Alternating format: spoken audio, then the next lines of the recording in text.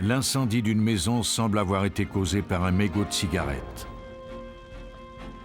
Mais les détectives découvrent bientôt un scénario beaucoup plus complexe.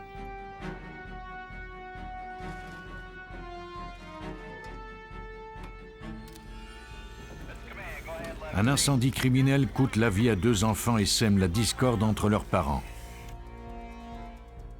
La clé de ce crime effroyable ne tient qu'à un mince cheveu.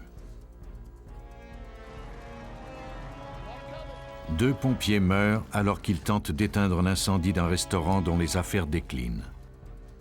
Le feu et l'eau sont les plus grands ennemis des détectives car ils éliminent la majorité des indices. Heureusement, les investigateurs en incendie savent reconnaître les traces laissées lors d'un incendie criminel. Ils tentent par tous les moyens de contrer les flammes meurtrières de ces incendiaires.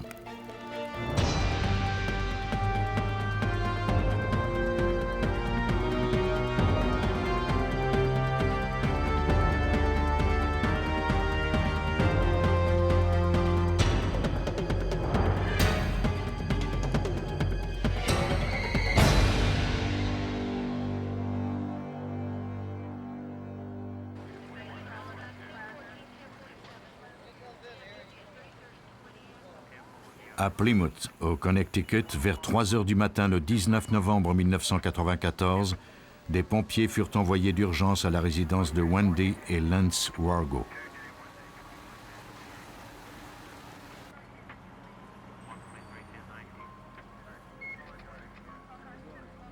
Lance Wargo était parvenu à sauver ses enfants des flammes, mais la chaleur intense l'avait empêché de retourner chercher sa femme, Wendy, qui dormait dans le bureau au rez-de-chaussée.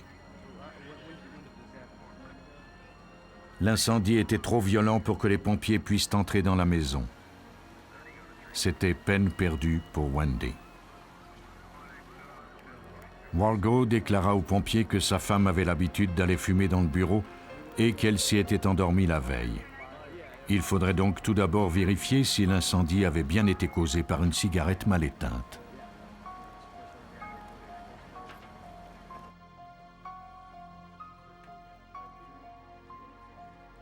Les experts découvrirent les restes calcinés de Wendy sur le canapé du bureau.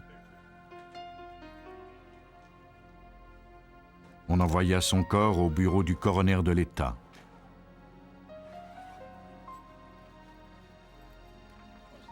Pendant ce temps, des investigateurs tentaient de déterminer la cause et l'origine de l'incendie. Même s'il était probable qu'il eût été causé par une cigarette, quelqu'un était mort et il était impératif de mener une enquête en bonne et due forme. Il n'y avait eu ni court-circuit ni fuite de gaz. Il ne semblait pas non plus y avoir eu d'entrée par effraction.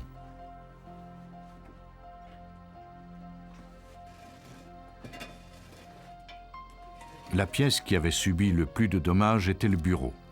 C'était sans doute le foyer de l'incendie.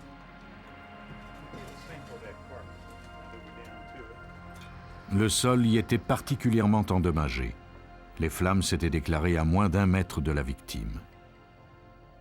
Cela corroborait l'hypothèse d'une cigarette mal éteinte. Mais cela n'expliquait cependant pas les autres dommages. Le plafond et les murs étaient uniformément noirs, ce qui indiquait qu'il y avait eu explosion, c'est-à-dire que la combustion avait atteint une température assez élevée pour que toute matière inflammable prenne feu en même temps. Les flammes avaient atteint des températures supérieures à 900 degrés. Une seule cigarette n'avait pas pu provoquer une telle réaction. Sous les restes du canapé carbonisé, il y avait une trace de brûlure inhabituelle qui semblait elle aussi réfuter l'hypothèse de la cigarette. En général, les meubles ont pour effet de protéger certaines parties. Dans ce cas-ci, la marque de la brûlure n'avait pas la même forme que le canapé.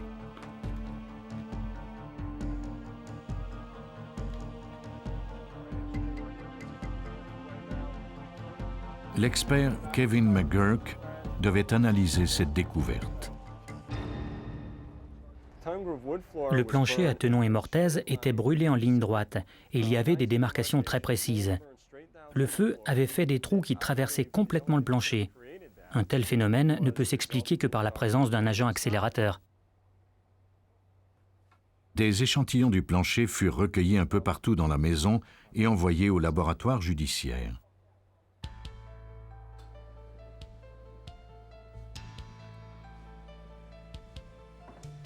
Les techniciens devaient y déceler toute trace de combustible. Pour ce faire, ils recueillent les vapeurs qui s'en échappent et les analysent ensuite à l'aide d'un chromatographe. L'instrument isole les composants de base des produits chimiques et crée un graphique constitué de pointes et de creux qui est ensuite comparé au graphique des agents accélérateurs connus. Dans ce cas-ci, aucun des échantillons ne recelait de traces de combustible. Pas la moindre goutte de résidu inflammable n'avait pu être identifiée.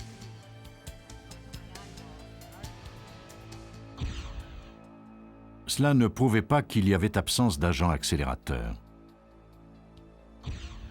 Une explosion consume tout sur son passage, et en particulier les liquides combustibles. Au Connecticut, on pratique une autopsie chaque fois qu'un individu meurt accidentellement. Comme le corps était carbonisé, on dut se référer à son dossier dentaire pour confirmer que la victime était Wendy Wargo. Il fallait maintenant déterminer la cause de sa mort. Lors de décès associés au feu, le médecin légiste doit apporter une attention toute particulière à l'appareil respiratoire de la victime. Selon Malka Shah, toutes les victimes d'incendie inhalent de la fumée et de la suie. Cette matière se retrouve dans le nez, la bouche, la gorge et les poumons. Dans le cas de Wendy, ce qui était étrange, c'est qu'il n'y avait de la suie que sur les premiers millimètres de sa langue. On obtint également des résultats étonnants lors de l'analyse de son sang. En général, il contient de grandes quantités de monoxyde de carbone. Dans le cas de Wargo, il n'y en avait pratiquement pas. La victime n'avait pas respiré l'air enfumé. Il n'y avait qu'une explication. Wendy Wargo était déjà morte au moment où l'incendie s'était déclaré. Wendy avait 29 ans et était originaire de Plymouth. Elle était mariée depuis 9 ans à Lance, un ingénieur chimiste. Pour ses amis et collègues, c'était une mère dévouée, une femme chaleureuse et généreuse.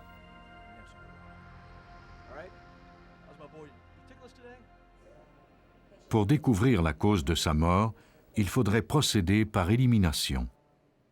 Shah analysa le sang de la victime afin de voir si elle avait consommé de la drogue, de l'alcool ou si elle avait été empoisonnée. Elle analysa aussi ses organes internes, puis son crâne et ses os pour voir si elle avait subi des fractures, mais il n'y avait rien de concluant. Dans le cas de Wendy, j'ai procédé par élimination. Elle n'était pas morte dans l'incendie.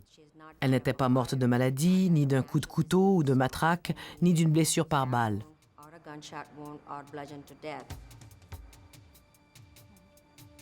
Cela n'éliminait pas la possibilité qu'il s'agisse d'un homicide. Comme sa peau était brûlée, il était impossible de déterminer si elle avait été étranglée ou étouffée. La mort inexpliquée, le brasier anormalement fort, tout cela rendait l'hypothèse d'un meurtre vraisemblable. Mais le prouver ne serait pas une mince affaire. Après un incendie, peu d'indices sont encore valables.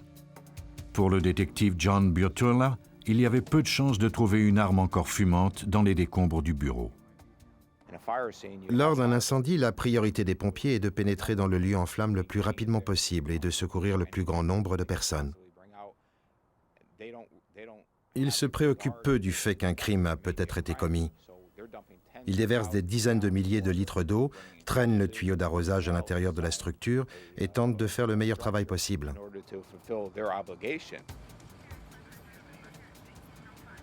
L'incendie et l'eau semblaient avoir eu raison de tous les indices dans la résidence des Wargo. Lance Wargo déclara au détective qu'il avait été réveillé par le détecteur de fumée. Il était allé chercher ses 2 enfants dans leur chambre, et était sorti au plus vite de la maison. Il n'était pas parvenu à y retourner pour sauver Wendy. Lance semblait avoir fait preuve de bravoure, mais un détail agaçait les policiers. La nuit de l'incendie, quelque chose a surpris tous les détectives qui travaillaient sur l'enquête.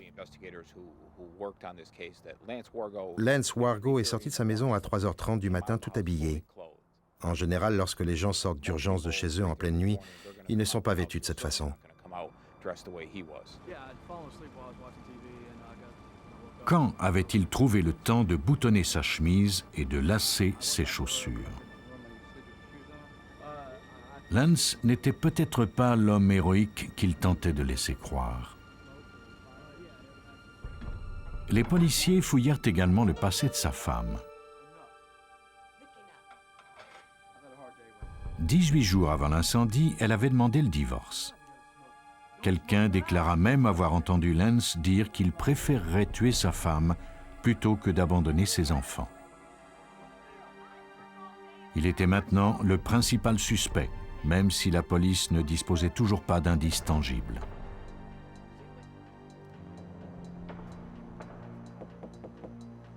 Qu'avait-il à gagner de la mort de sa femme? Ce meurtre était-il plus avantageux qu'un divorce? Les détectives obtinrent un mandat de perquisition et se rendirent au motel où Wargo avait temporairement loué une chambre avec ses enfants. Ils réquisitionnèrent les vêtements qu'il portait la nuit de l'incendie.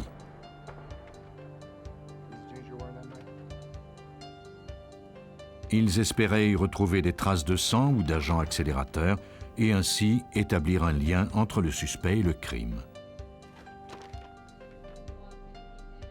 Les vêtements furent analysés au laboratoire. Malheureusement, les résultats n'étaient pas concluants. Lance avait éveillé les soupçons de la police, mais il n'y avait pas la moindre preuve. L'enquête était bloquée. Il était innocent tel qu'il l'avait déclaré, ou alors il avait commis le crime parfait.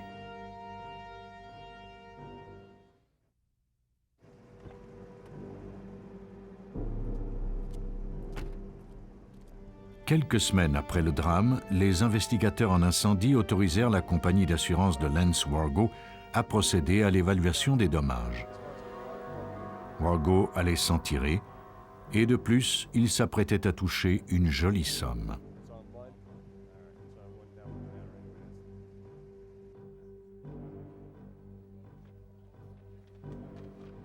C'est alors que les experts de la compagnie d'assurance découvrirent un calepin roussi dans la chambre de Wargo qui avait échappé aux investigateurs. Il contenait une série de notes codées. Les détectives examinèrent attentivement la liste d'abréviations. SIGS signifiait sans aucun doute cigarette. Il y avait également des références à une corde, des gants, un masque.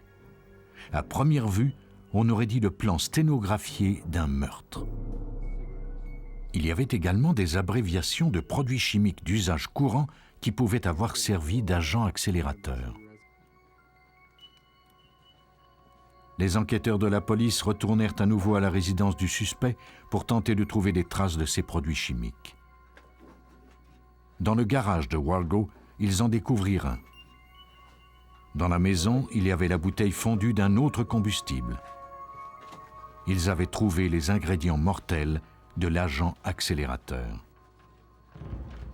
Les notes de Lance Wargo l'incriminaient davantage, car elles suggéraient qu'il avait prémédité le pseudo-accident. Les détectives remarquèrent une autre contradiction dans les déclarations de Wargo. Ce dernier avait dit avoir été réveillé par le détecteur de fumée. C'était absolument impossible puisque les fils du détecteur étaient endommagés et que l'appareil était hors d'usage au moment où l'incendie s'était déclaré. Un examen subséquent effectué par un ingénieur en électricité nous a permis de déterminer que les détecteurs de fumée ne fonctionnaient pas au moment du sinistre. Lance Wargo fut arrêté et accusé de meurtre, d'avoir provoqué un incendie criminel, en plus d'avoir mis ses enfants en danger et falsifié des preuves. Il fut mis en détention et sa caution fut fixée à $1 million. Comble de l'ironie, seulement quelques jours avant la tragédie, Wargo avait participé à un cours en prévention d'incendie au travail. En plus de sa compétence en chimie pour planifier et maquiller son meurtre, il semblait avoir mis en pratique ses nouvelles connaissances. C'est une dispute entre les Wargo qui a sans doute été l'élément déclencheur d'un plan minutieusement planifié. D'abord, il a commencé par étouffer sa femme. Il a ensuite allumé l'incendie pour maquiller le meurtre. Tel qu'il l'a noté dans son calepin, il a signalé aux policiers qu'une cigarette avait été la source du brasier.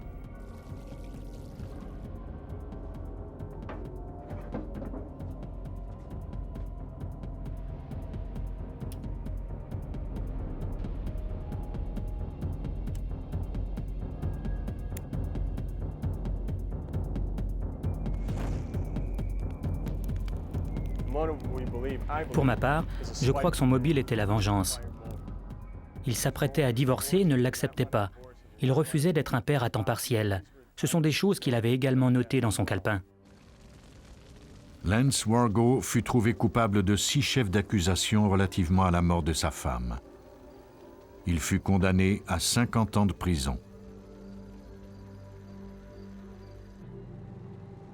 Il était presque parvenu à convaincre les policiers que l'incendie avait été provoqué par une cigarette. Mais même lorsqu'il est évident qu'il s'agit d'un incendie criminel, il n'est pas toujours facile de découvrir qui en est l'auteur. À Johnson County, au Kansas, peu après minuit, le 24 octobre 1995, des pompiers furent dépêchés sur les lieux d'une résidence luxueuse qui était la proie des flammes. La propriétaire, le docteur Deborah Green, et Kate, sa fillette de 10 ans, étaient parvenus à échapper aux flammes, mais Tim, 13 ans, et la petite Kelly, 6 ans, étaient encore prisonniers à l'intérieur.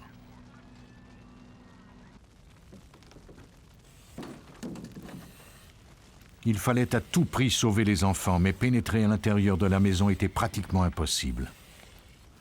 Les flammes avaient envahi près de la moitié de la propriété et sortaient des fenêtres à l'étage. Le toit brûlait. Le capitaine Maurice Mott n'avait malheureusement pas le choix. Il ordonna à son équipe de quitter la maison au plus vite. Les flammes s'échappaient du toit et plusieurs fenêtres du rez-de-chaussée et du premier étage de la résidence étaient en flammes. Nous craignions que la structure en entier ne s'affaisse.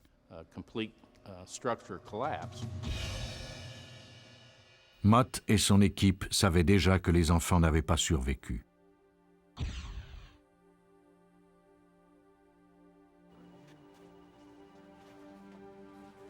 Afin d'épargner au Dr Green le traumatisme de voir la maison s'affaisser sur elle-même, les détectives la conduisirent, elle et sa fille, au service de police de Prairie Village.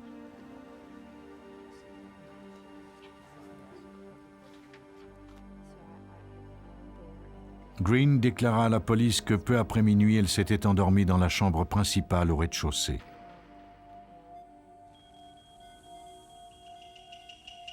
Une sonnerie d'alarme l'avait réveillée.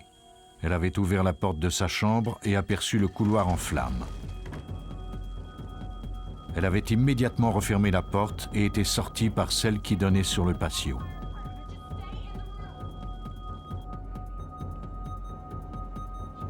Elle avait entendu son fils crier à l'aide par l'intercom, mais les flammes lui barraient la route. Elle lui avait dit de rester dans sa chambre et d'attendre l'arrivée des pompiers. Comme sa mère, Kate avait été réveillée par la sonnerie de l'alarme. Quand elle avait aperçu l'épaisse fumée noire dans le couloir, elle était sortie par la fenêtre de sa chambre. Elle avait rampé jusqu'au toit du garage d'où elle avait sauté par terre.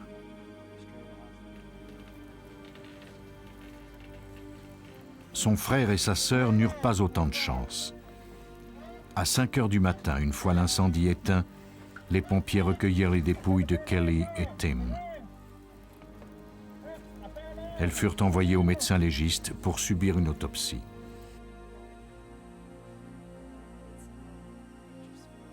Ce dernier conclut que les 2 enfants étaient morts d'un empoisonnement au monoxyde de carbone.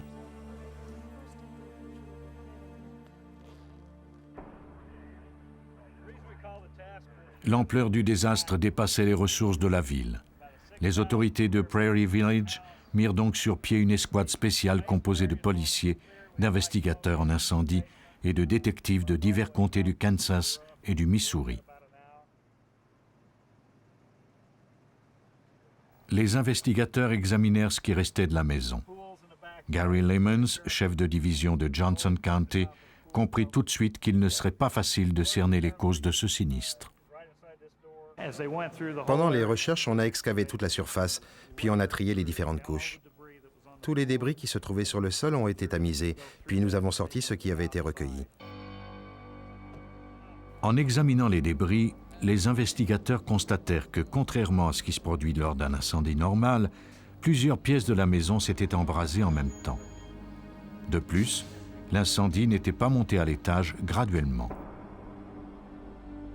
Au contraire, les traces qui restaient sur les murs encore debout indiquaient que les flammes étaient montées très rapidement.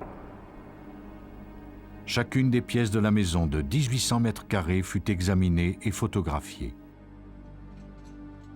Dès le départ, l'expert en chimie Bill Chapin savait que cet incendie s'était déroulé de façon singulière. Dans la cuisine, les flammes avaient été féroces. Puis, le même scénario s'était produit dans la salle à manger. Il y avait également eu des dommages importants dans le salon et d'autres parties de la maison, mais aucune flamme dans la chambre principale. Cela manquait de cohérence. Ça ne ressemblait pas du tout à ce qu'on rencontre habituellement.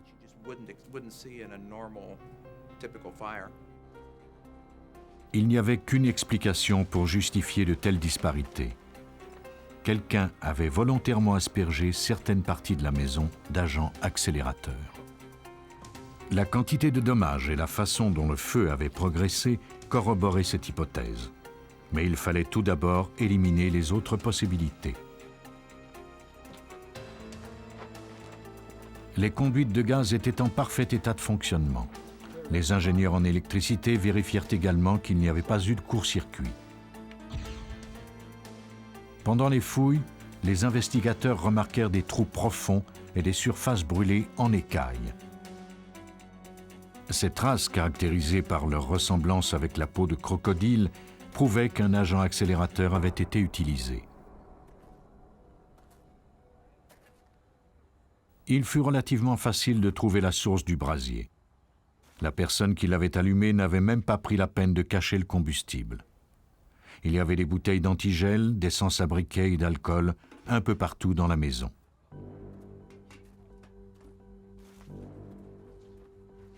En tout, 48 échantillons furent recueillis. Ils furent envoyés au laboratoire et soumis à diverses analyses. Sur des échantillons de moquette en de nombreux endroits, les experts découvrirent des traces d'essence à briquet. Quant à l'antigel et l'alcool, ils avaient dû se consumer complètement. La présence d'agents accélérateurs prouvait qu'il s'agissait d'un incendie criminel. Était-il possible que cette maison cossue ait attiré un cambrioleur et que ce dernier ait ensuite tenté d'éliminer les traces de son passage? Il n'y avait pas d'entrée par effraction. Le système d'alarme fonctionnait et toutes les serrures étaient encore verrouillées. Les dommages aux portes et aux fenêtres avaient été causés par les pompiers. La personne qui avait allumé l'incendie se trouvait donc à l'intérieur de la maison où elle en possédait la clé. Les détectives avaient établi que l'incendie qui avait détruit la maison du docteur Deborah Green et tué 2 de ses enfants était de nature criminelle. Il fallait maintenant tenter de découvrir qui avait allumé ce brasier. Pendant que l'escouade spéciale poursuivait les fouilles dans la maison, des détectives l'interrogèrent à nouveau.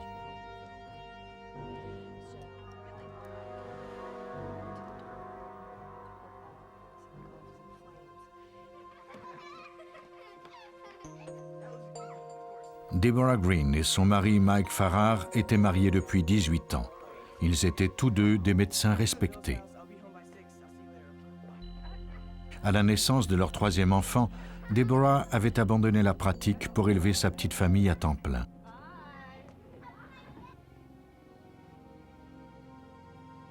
au fil des années, leur union s'était détériorée. 3 mois avant l'incendie, Farrar avait demandé le divorce. Il avait une liaison. La situation s'était envenimée à partir de ce moment.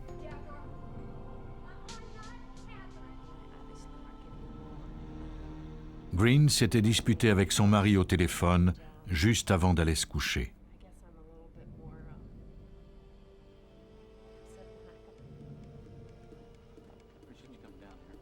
Les policiers convoquèrent Farrar pour lui faire subir un interrogatoire. Ce dernier déclara qu'il était en compagnie de ses enfants lors de la soirée précédant l'incendie. Il les avait raccompagnés à la maison, puis était rentré chez lui. Les registres d'appels téléphoniques confirmèrent que Farrar était chez lui peu avant minuit. Il était cependant impossible de vérifier s'il y était resté toute la nuit. Farrar ne tarda pas à accuser Green, déclarant qu'elle était instable mentalement et qu'elle était bien capable d'allumer un incendie. Les policiers étaient sceptiques. La colère du médecin envers Deborah constituait un mobile, et la clé qu'il détenait lui donnait accès à la maison. Cependant, Deborah disposait, elle aussi, d'un mobile, et elle avait tout aussi bien pu être l'auteur du crime. Qui des deux avait allumé le brasier? Était-il possible que Deborah ait tenté de punir son mari en jouant la victime? Seuls les indices recueillis sur la scène pourraient répondre à ces questions. Pendant les recherches, les experts découvrirent qu'une traînée de combustible traversait la maison et se terminait devant le seuil de la chambre à coucher de Deborah. Cette dernière avait déclaré que la porte de sa chambre était fermée lors de l'incendie. Elle avait dit qu'elle était sortie par la porte arrière quand elle avait aperçu la fumée. Pourtant, les enquêteurs avaient découvert des traces d'essence sur la moquette de sa chambre à coucher. Selon le chimiste Bill Chapin, les indices racontaient une histoire différente de la version de Deborah. La traînée de combustible traversait le couloir et se rendait jusqu'à la porte de la chambre. La moquette, située dans le cadre de la porte, avait absorbé le combustible. Non seulement le combustible menait-il directement à la chambre, mais la trace de brûlure qui s'y trouvait n'aurait pas pu y être si la porte avait été fermée.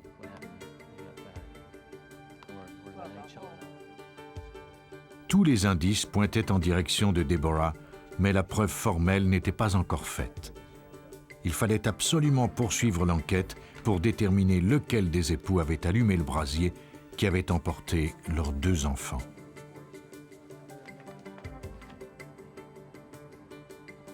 La quantité de combustible dans la maison signifiait qu'il y avait forcément eu d'importants jaillissements de flammes et que l'incendiaire s'était peut-être brûlé pendant l'opération. À première vue, ni Green ni Farrar ne semblaient avoir de blessures.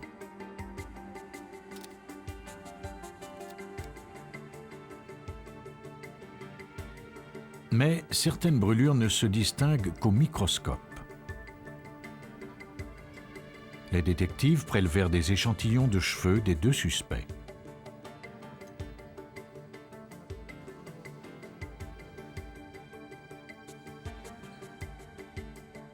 L'examen au microscope permit de déterminer qu'il n'y avait aucune trace de brûlure sur les cheveux de Farrar. Il n'en allait pas de même de ceux de Green, qui étaient roussis.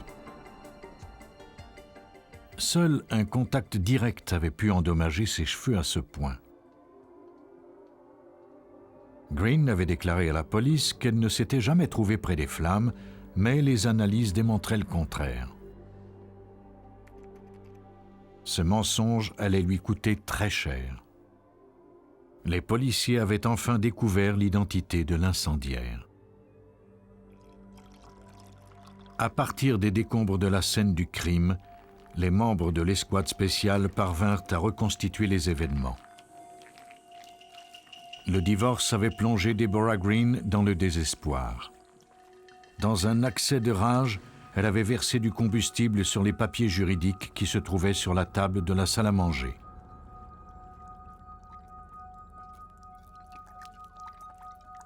Elle en avait fait de même avec les biens les plus chers de Mike, son piano, son bureau. et surtout ses enfants.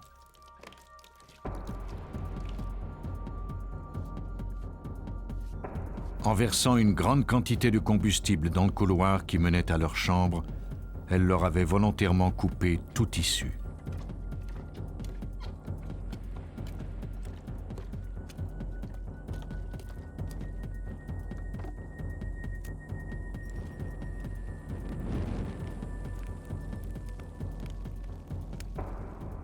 Les policiers convoquèrent Green au poste sous prétexte qu'ils avaient besoin de son aide pour poursuivre leur enquête. Dès qu'elle arriva, ils procédèrent à son arrestation. On ne comprendra jamais tout à fait ce qui a poussé ce brillant médecin à tuer ses enfants. Heureusement, l'habile reconstitution des investigateurs a permis qu'elle soit punie pour son crime.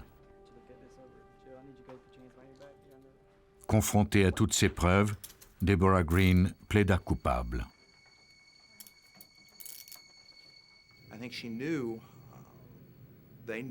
Quand elle et ses avocats ont vu la quantité de preuves que nous avions recueillies, ils savaient qu'elle n'avait aucune chance d'obtenir gain de cause.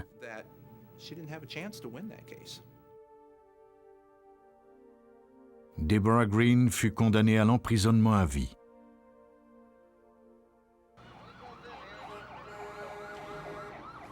Dans cette affaire, c'est la rage et le désespoir d'une femme qui ont été l'étincelle d'un drame.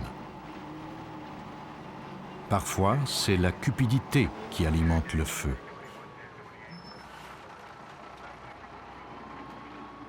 Le 2 septembre 1991, peu après minuit, un motocycliste de New Smyrna Beach en Floride aperçut une épaisse fumée s'échapper d'un restaurant. Il téléphona immédiatement au service des incendies.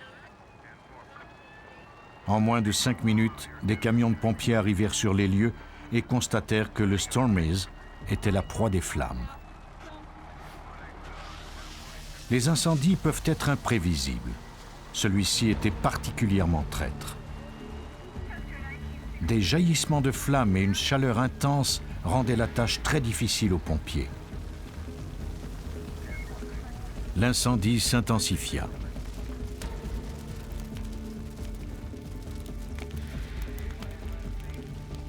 Le bâtiment était rempli d'une épaisse fumée, ce qui désorienta l'équipe de pompiers.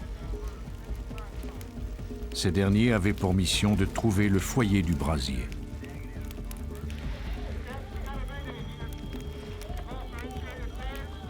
Séparés du reste du groupe, 2 pompiers cherchaient en vain une issue.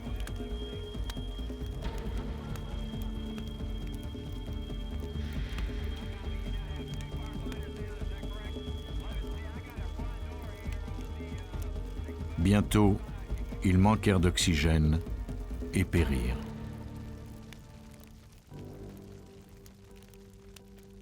Un restaurant qui était la proie des flammes avait coûté la vie à 2 hommes.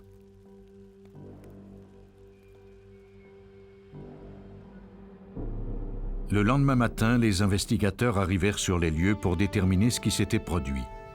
Le capitaine Ron McCardle du service des incendies de l'État de Floride remarqua des traces particulières. J'ai commencé par observer l'extérieur du bâtiment.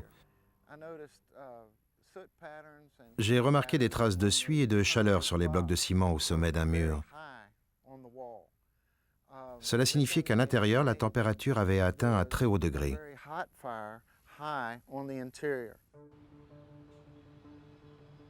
Le plus souvent, les flammes débutent au bas d'un immeuble et montent. Mais ce n'était pas ce qui semblait s'être produit dans ce cas-ci. Il y avait peu de dommages dans le bas, alors que le toit s'était presque totalement consumé. Pour déterminer la cause d'un sinistre, un investigateur en incendie doit pratiquement passer au tamis les cendres couche par couche. C'est la seule façon de se faire une idée du déroulement des événements. Lorsqu'un bâtiment est la proie des flammes, les débris tombent du toit et du plafond. Dans ce cas-ci, ceux du dessus étaient plus petits que ceux du dessous. Cela venait appuyer les observations de Ron McCardle. Le haut du bâtiment avait brûlé plus longtemps et c'était à cet endroit que les températures avaient atteint leur maximum. Le restaurant Stormy's appartenait à Beef Hatter. La période la plus active du restaurant était l'été. Le drame s'était produit à la fin de cette saison.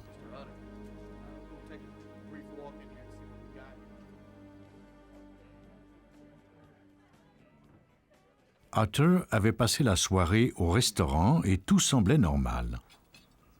Après avoir terminé sa journée, il était parti à une fête en compagnie de sa petite amie.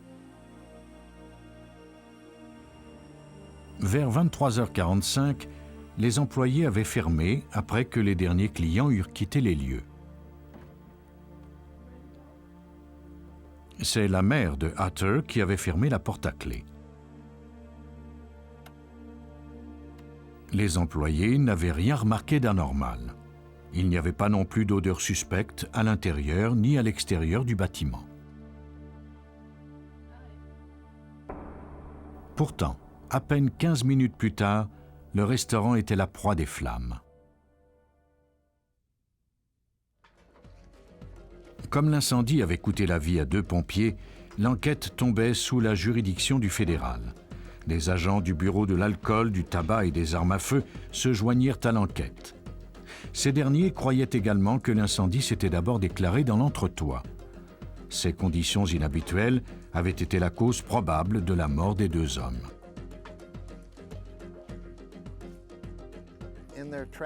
Ces 2 pompiers ont perdu leur repère en explorant l'endroit. Le brasier se trouvait toujours au-dessus d'eux. Quand le haut d'un bâtiment est la proie des flammes, il se produit une chaleur intense et une épaisse fumée circule juste en dessous. Les pompiers ne pouvaient donc pas savoir où ils étaient. Ils ont essayé à maintes reprises de trouver une issue. Nous avons découvert leurs outils et les marques qu'ils ont faites sur les murs pour tenter de trouver la sortie.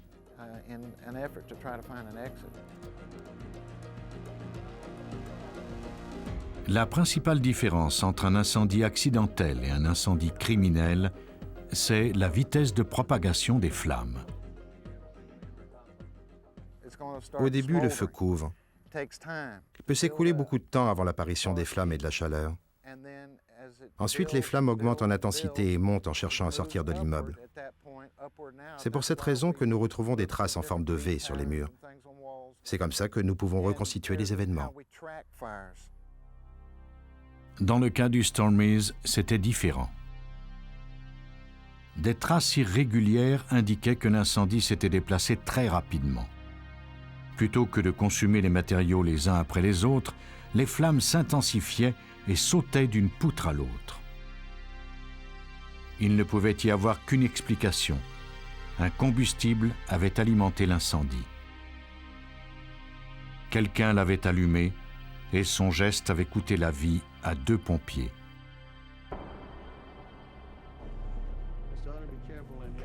Le suspect numéro 1 était Beef Hatter, le propriétaire du restaurant. Pourtant, ce dernier semblait n'avoir rien à gagner avec cet incendie, bien au contraire. Ses affaires périclitaient. Il n'avait pas eu les moyens de renouveler son assurance incendie quelques mois plus tôt. Il n'avait pas la moindre idée de ce qui avait pu provoquer l'incendie de son restaurant. De plus, il n'y avait aucun signe d'entrée par effraction. Pendant la recherche d'indices, on recueillit des échantillons d'isolants et on les envoya au laboratoire pour les faire analyser. À l'aide d'un chromatographe, on remarqua la présence d'un dérivé du pétrole, vraisemblablement du kérosène. Cette découverte corroborait l'hypothèse de l'incendie criminel. Mais ce produit est en vente libre et n'importe qui avait pu s'en procurer. À moins que les investigateurs ne parviennent à trouver des indices solides dans ces décombres, il serait illusoire d'espérer remonter jusqu'au coupable. En versant le combustible en haut du bâtiment où les flammes atteignent les plus hautes températures, l'incendiaire avait pratiquement brûlé tous les indices. Heureusement, il en restait encore quelques-uns.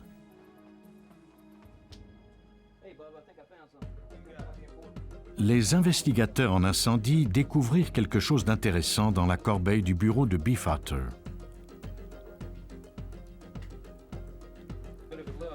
Il s'agissait d'une enveloppe ouverte adressée à Beef Hatter, ainsi que la copie du renouvellement de son assurance incendie pour le restaurant. Pourquoi donc avait-il menti en déclarant qu'il n'avait pas d'assurance?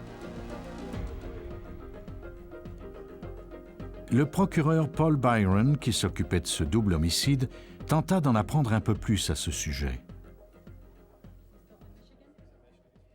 Nous avons demandé à son comptable de nous envoyer le rapport financier du restaurant. Il essuyait des pertes de 6 500 $ par mois et n'avait pas effectué ses versements hypothécaires depuis les 3 derniers mois.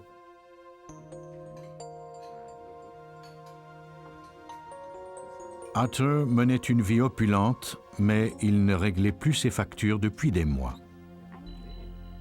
Les employés étaient payés sporadiquement. Quant aux fournisseurs, ils exigeaient d'être payés en argent comptant. L'agence de créances hypothécaires du restaurant avait même menacé de le faire saisir.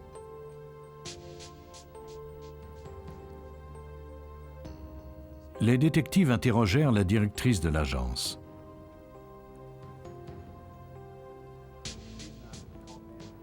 Utter n'avait pas menti en déclarant qu'il ne payait plus ses assurances. Cette situation était néanmoins irrégulière.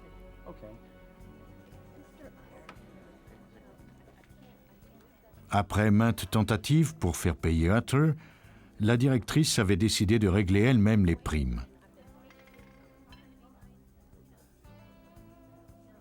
Peu de temps avant l'incendie, elle avait même remis à Utter une copie du renouvellement d'assurance. Ce dernier devait toucher personnellement la somme de 200 000 $ si son restaurant était détruit au cours d'un incendie. Les policiers tentèrent ensuite de vérifier l'alibi de Utter. Ils interrogèrent sa petite amie. Cette dernière confirma qu'elle se trouvait avec lui au moment du sinistre.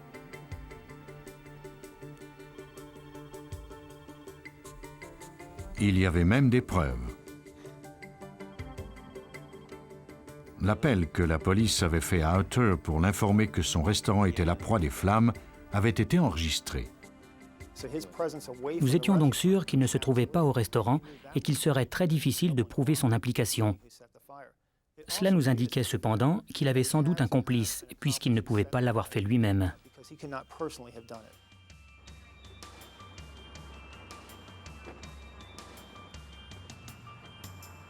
La police d'assurance était donc le mobile du crime.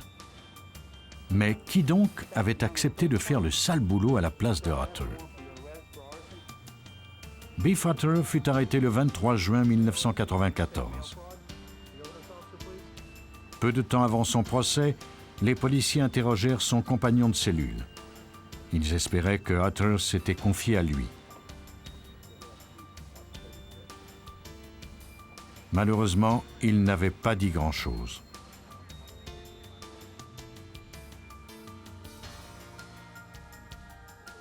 Il avait avoué être impliqué dans cette affaire, mais n'avait mentionné aucun nom. Pendant le procès, son compagnon de cellule a déclaré que Biff Utter lui avait confié qu'il ne dévoilerait jamais qui avait allumé l'incendie, qu'il s'acharnerait à discréditer les preuves, car c'est tout ce que nous avions contre lui. Mais il ignorait qu'il y avait suffisamment de preuves pour clore l'affaire. Les autorités croient que Utter a payé un incendiaire professionnel pour ensuite pouvoir réclamer les 200 000 $ des assurances.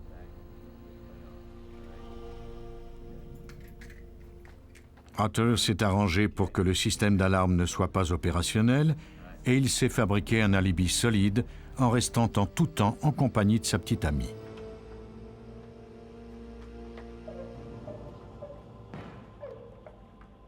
Quelques minutes après le départ des employés, l'incendiaire est entré.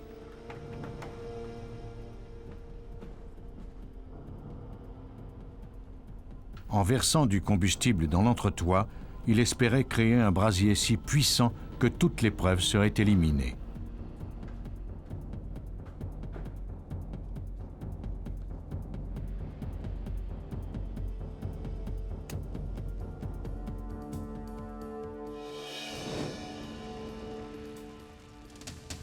Arthur et lui ont sous-estimé l'équipe d'experts et leur capacité à combattre le feu par le feu.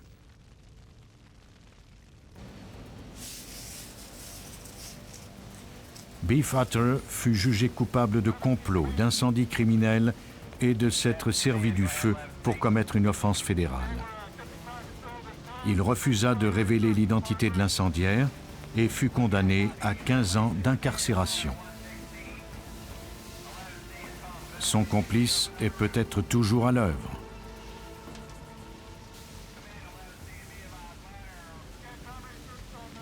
Les crimes des incendiaires sont difficiles à résoudre, mais avec les progrès de la science, il leur est de plus en plus ardu de semer la confusion.